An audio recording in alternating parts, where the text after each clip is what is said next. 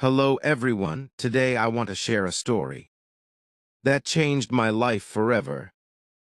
A story about how English took me from a noisy construction site to becoming a successful engineer. If you have big dreams, to become an engineer, designer, businessman, pilot, or anything great, then you need English 100%. There is no doubt about it. English is the key that opens the world. My name is Freddie, and I am from India. I was born in a small village where the mornings smelled of wet soil, and the evenings were filled with the sound of crickets. My family was poor, very poor. We lived in a tiny house with cracked walls and a leaking roof. My father worked as a construction laborer. My mother washed dishes in people's homes. Sometimes we struggled even for basic food. We never had extra money, but we had dreams, big dreams that didn't match our situation, but they lived inside us like a small flame. From the time I was a child, I loved machines. I loved watching trucks, cranes, and cement mixers at work. Buildings fascinated me. Whenever we crossed a bridge, I would look at it silently and wonder, how is this made? Who designs it? While other children played games, I would sit and stare at construction sites for hours. Deep inside, one truth was very clear to me. I wanted to become an engineer, but life had different plans for me. Chapter 1: Reality Hits Hard. In my village school, English classes were a joke. Teachers came, wrote ABCD on the board, and left within 10 minutes.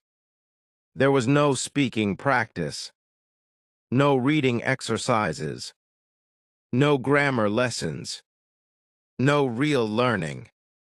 We sat in the classroom, stared at the letters, and pretended we were studying. Deep down, I knew I was growing up without the one skill the world respected: English. At the age of 16, I left school. Not because I wanted to, but because life pushed me out. My father needed help. Our family needed money.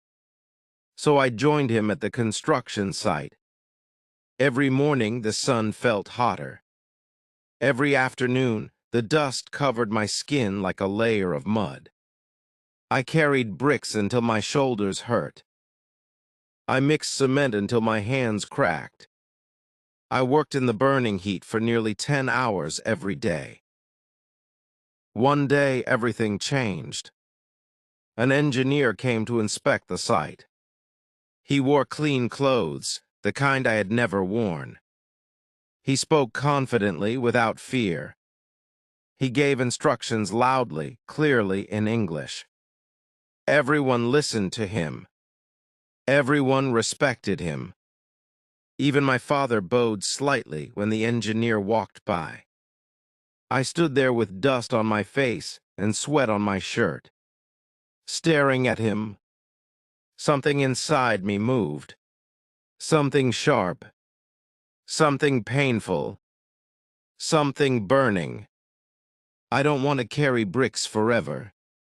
I want to be that engineer. I want a different life. But wanting is easy. Reality is not. In that moment, reality hit me harder than the heat of the sun. I had no money, had no degree, and worst, my English was terrible. Terrible to the point that I couldn't understand even one full sentence the engineer said. His words sounded like fast rain falling on metal. Loud, quick, impossible to catch. I looked at him, Then I looked at myself. Two people on the same site, but two completely different worlds. Chapter 2: The Turning Points. One evening, after a long day of carrying bricks and mixing cement, I sat alone near the construction site. The sun was setting, the sky turning orange, and the workers were going home. But I stayed there, staring at my dusty hands. My chest felt heavy, and for the first time in many years I cried. How will I ever become an engineer? I whispered, if I can't even speak English. The question broke me. It felt like my dream was becoming smaller and smaller, slipping away from my hands. That night when I reached home, my mother found me sitting quietly in the corner. She walked to me, placed her warm hand on my head, and asked softly, "Freddie, what is troubling you?" I tried to stay strong, but my voice cracked. "Mom, I want to become an engineer, but my English is so bad. I can't study. I can't understand. Without English, I have no future." My mother became silent for a moment. Then she lifted my chin and looked into my eyes. "Freddie," she said gently, "we are poor, yes, but your dreams are rich. If English is the wall, then break it. Don't run away from it." Her words hit me like electricity. Simple words, but they changed everything. That night, as everyone slept, I sat awake in the darkness and made a promise to myself. No matter how hard it is, I will learn English. No matter how long it takes, I will not stop. No matter how poor we are, I will rise. But then reality whispered, "How, you have no money for classes." English classes were impossible, but giving up was not an option. So I decided to create my own path. If I couldn't afford a classroom, I would turn the world into my classroom. Chapter 3: My English Plan. Once I decided, I would learn English no matter what. I knew I needed a plan. A simple plan. A plan I could follow even while working at construction sites.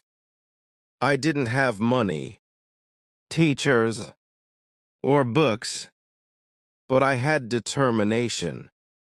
And sometimes that is enough. So I created 3 steps that would become my daily routine. Step 1: the broken headphones trick. One day, while cleaning old things in my room, I found an old pair of headphones. Only one side worked. The mic didn't work at all, but I wore them anyway. Why? So people would think I was talking to someone on a call.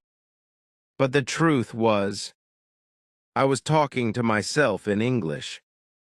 I am walking. That is a bus. I am buying vegetables. The sky is blue. Simple sentences. Easy words. But they changed me. People stared at me like I had lost my mind. Some workers laughed. Some whispered. But I didn't care. I was not talking to them. I was talking to my future. Every word I spoke broke a little piece of my fear. Step 2: learn 3 new English words every day. During lunch break at the construction site, others ate and chatted. I sat in the corner, opened my tiny notebook, and learned 3 new English words every day. Just 3. I wrote them on my hand so I wouldn't forget. In the evening, after dinner, I used them in sentences. Slowly, my vocabulary grew. 3 words a day became 90 words a month. 90 words a month became more than 1,000 a year. 1,000 words can change a life. Step 3. YouTube University. My phone wasn't fancy, but it had one magic power: YouTube. I watched English videos. I listened carefully. I paused. I repeated. I copied accents. PQ, I trained my tongue like an SNK, athlete trains his body. At first, I understood 5%, then 20%, then 50%. Slowly, my ears opened to the language. And then something unbelievable happened. My first real English moment appeared in front of me, and I didn't even see it coming. Chapter 4. The first English sentence. One bright morning at the construction site, something happened that changed everything. A foreign engineer came to inspect the project. He wore neat clothes, a clean helmet, and walked with confidence. His presence alone made people quiet down. Then he spoke in English. "Hey, can you pass me that measuring tape?" he asked, looking at me. My heart skipped a beat. I froze for a moment. My mind raced. All those years of English struggle. All the nights spent repeating words. All the mistakes, all the fear. They collided in that one moment. Then, without thinking, my mouth moved. "Yes, sir, here it is." The measuring tape landed in his hands. He smiled. Not a fake smile, but a kind, approving smile. My father's eyes widened. He looked at me with surprise, pride, and disbelief all at once. My heart was pounding like a drum. Sweat dripped from my forehead, not because of the sun, but because I had done it. For the first time in my life, I had spoken English without translating in my head. It was raw, real, alive. That day, something inside me clicked. I knew I couldn't stop here.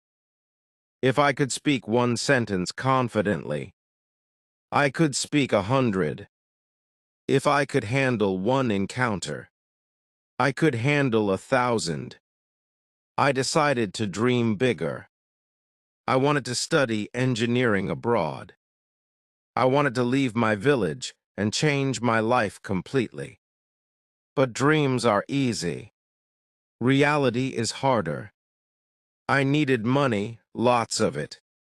So I worked double shifts.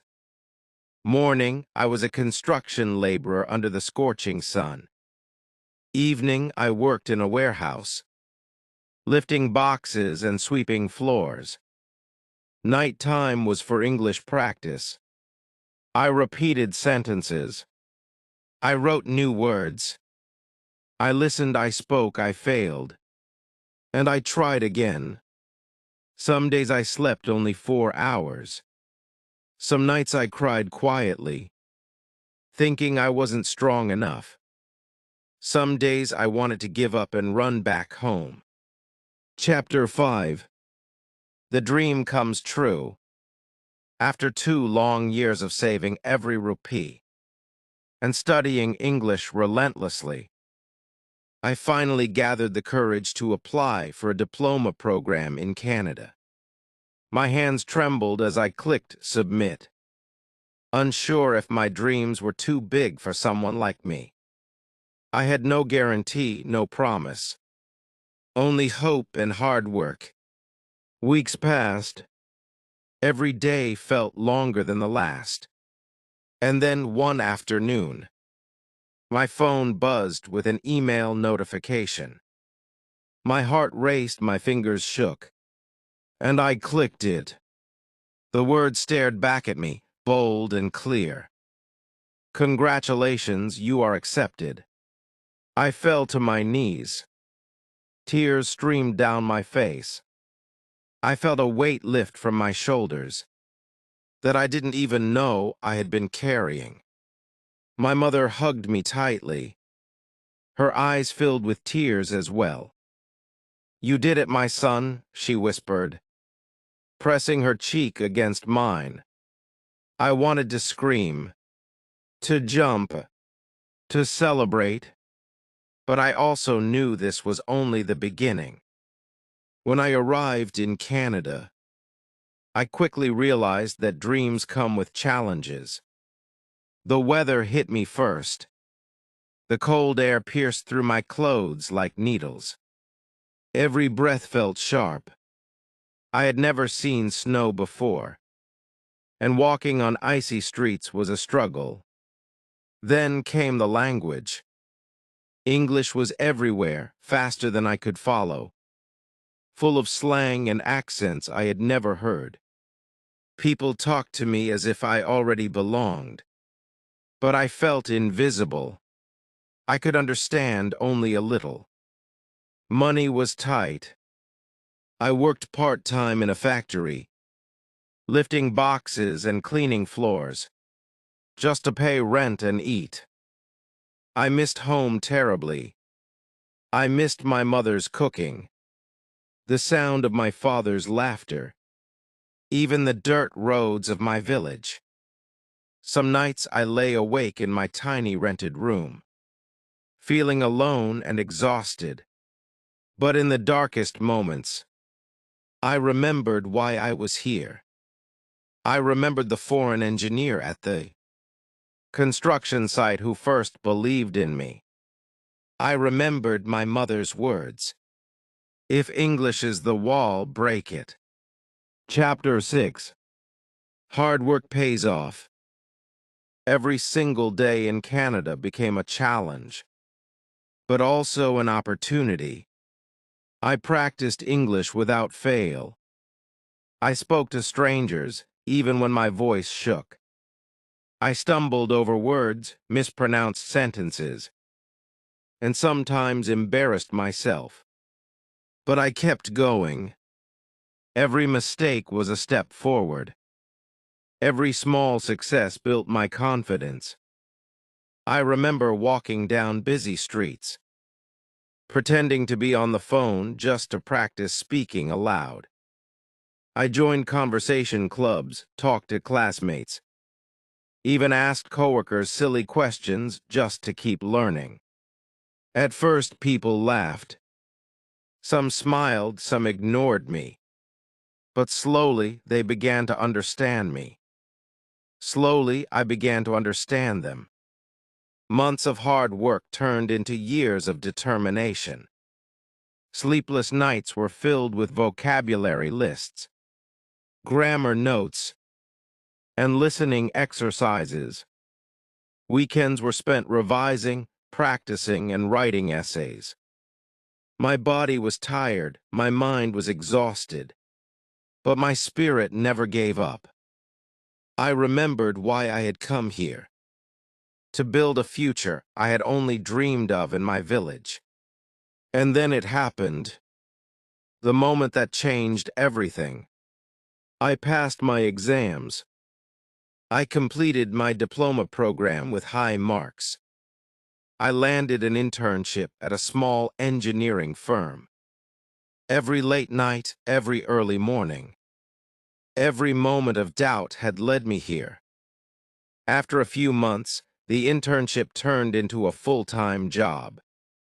My first salary, $92,000. I couldn't believe it.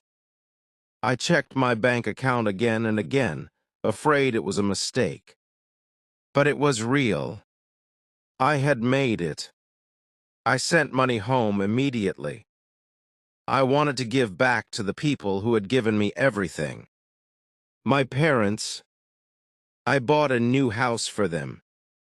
When my father saw it, tears filled his eyes. For the first time in my life, I saw him cry. He held my hand and said, "Freddie, you are no longer a worker. You are an engineer." In that moment, standing in my parents' new home, I realized something incredible. The dust, the heat, the hard labor, the broken English, the tears, they had all been worth it. My dream had come true. My life had changed forever. Chapter 7: The Message to the World. Now I live in a beautiful apartment in downtown Toronto. The city lights shine outside my window, and every morning, I wake up feeling proud of what I have built with my own hands. And determination. I drive my own car. I walk through streets I once thought I could never enter.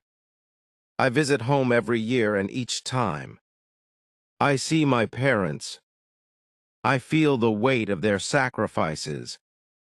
Every bridge, every building I pass makes me smile because I know I helped build some of them. But more than the apartment, the car, or the salary, what fills me with joy is this: I changed my life. From a boy carrying bricks under the hot sun to a man who speaks English confidently, who works as an engineer, who shapes the world around him. I transformed my life with hard work, courage, and determination. And today, I want to share one truth with you. Don't accept being weak. Don't accept being average. Don't accept excuses. If you want a great life, if you want a great career, if you want respect, you must learn English. Not tomorrow, not next week. Today, start reading English books. Start listening to English videos. Start speaking, even if it is messy. Start failing because mistakes are your teachers. Start trying even when it is scary. Start growing even when others doubt you. Nobody is coming to save you. Not your parents, not your teachers, not your friends. You must save yourself. If I, a construction worker named Freddie from a small village, can learn English, cross oceans, survive challenges, study abroad, and become an engineer, then you can do anything. The world does not wait for the weak. It respects courage, persistence, and effort. So take that first step. Open that book. Speak that sentence. Make that call. Fail. Rise. Learn. Grow.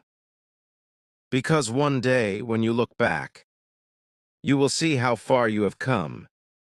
And like me, you will know your life is yours to create.